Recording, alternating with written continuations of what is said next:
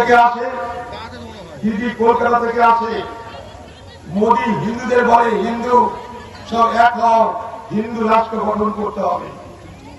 দিদি এসে বলে দেখছো তো মোদী চলে আসছে, তোমাদের জন্য বিপদ মুসলমান, তোমাদেরকে তো তাড়িয়ে দেবে, তাই তোমরা সব আমাকে ভোট দাও, আমি তোমাদের রক্ষা করব।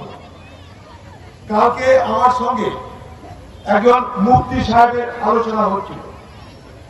আলোচনা করতে করতে আমি মুফতি সাহেবকে বললাম, আচ্ছা মুফতি সাহেব, আজকে পৃথিবীতে ইসলাম দ্বিতীয় বৃহত্তম ধর্ম এবং আর কয়েক বছরের মধ্যে এই পৃথিবীতে ইসলাম প্রথম ধর্ম হিসাবে স্বীকৃতি পেতে চলেছে।